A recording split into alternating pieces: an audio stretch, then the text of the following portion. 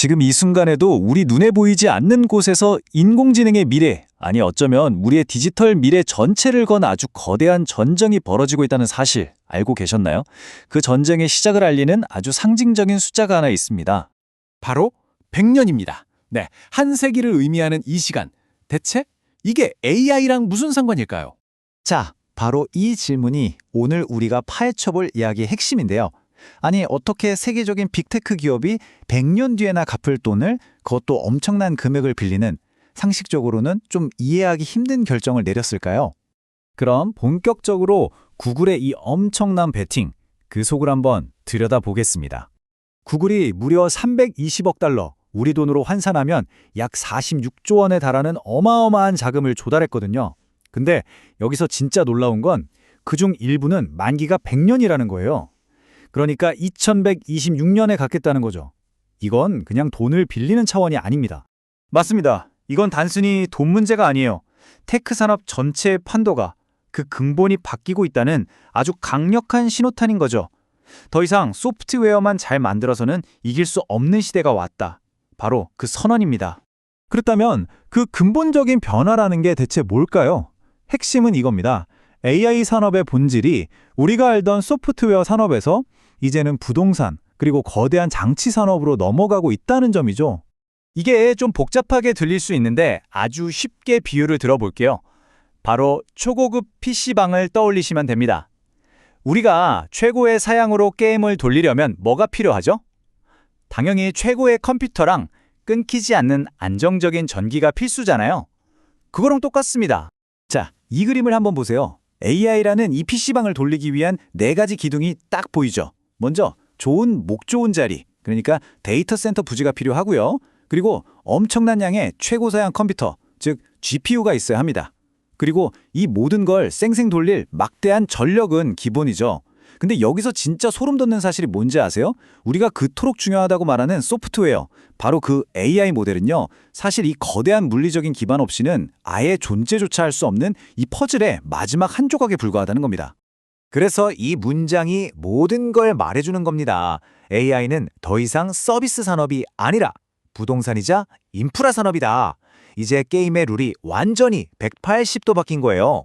자, 산업의 본질이 바뀌었다는 건 알겠는데 그럼 도대체 돈이 얼마나 드는 걸까요? 그 지능의 대가를 한번 살펴보겠습니다.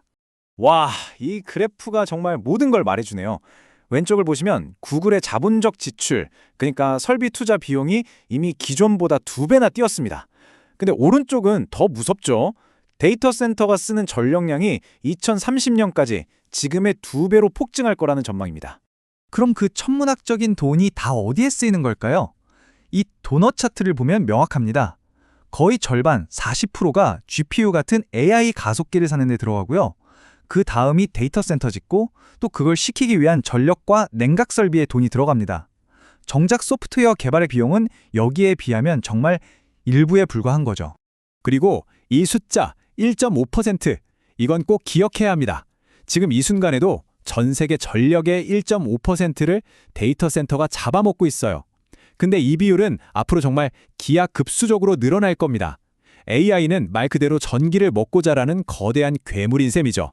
하지만 이렇게 엄청난 돈을 쏟아붓는다고 성공이 보장될까요?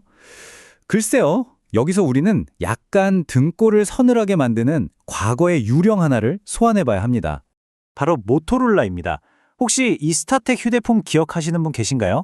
정말 한 시대를 풍미했었죠. 놀랍게도 이 모토로라도 최고 전성기에 구글이랑 똑같이 100년 만기 채권을 발행하면서 영원할 것만 같았던 미래를 약속했었습니다. 하지만 그 결과는 어땠을까요?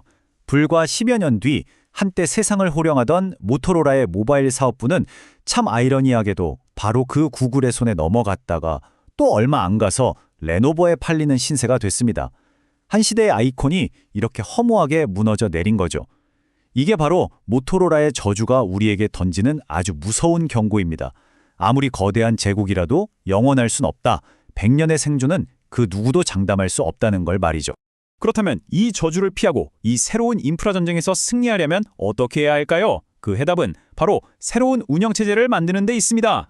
이 그림이 바로 그 해법 3+2 레이어 전략을 보여주는데요.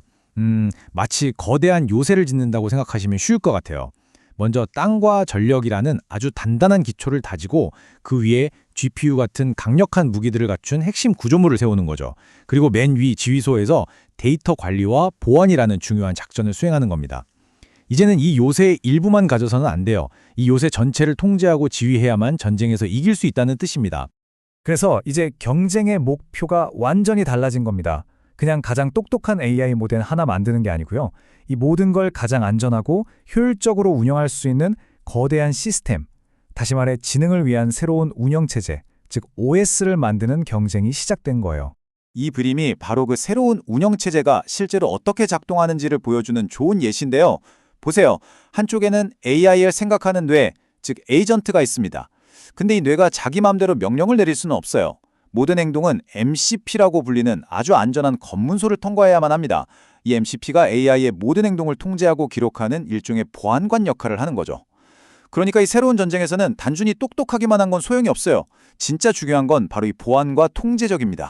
자, 이제 다시 처음으로 돌아와서 이 모든 걸 큰 그림에서 한번 정리해 보겠습니다. 우리는 지금 100년짜리 전쟁의 바로 그 서막에 서 있는 겁니다. 이 한 장의 청사진이 오늘 이야기한 모든 걸 완벽하게 요약해주네요. AI 시대의 진짜 병목 현상은 이제 더 이상 소프트웨어가 아닙니다.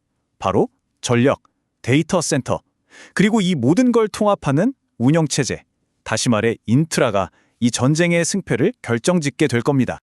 그리고 이것이 바로 우리가 꼭 기억해야 할 최종 결론입니다. 2020년 그리고 더 나아가 미래의 승자는 단순히 똑똑한 AI를 가진 곳이 아니라 가장 안전하고 효율적인 인프라 운용체제를 손에 쥔 자가 될 거라는 사실입니다. 구글이 100년짜리 채권의 원금을 갚아야 할 2126년, 과연 세상은 어떤 모습일까요? 인류는 지금의 AI 거인들이 설계한 세상 속에서 살아가게 될까요? 아니면 모토로라가 그랬던 것처럼 또 다른 거대 제국의 흥망성쇠를 그저 지켜보게 될까요? 이 한 세기를 가로지르는 거대한 전쟁의 결과는 바로 우리 모두의 미래를 결정하게 될 겁니다.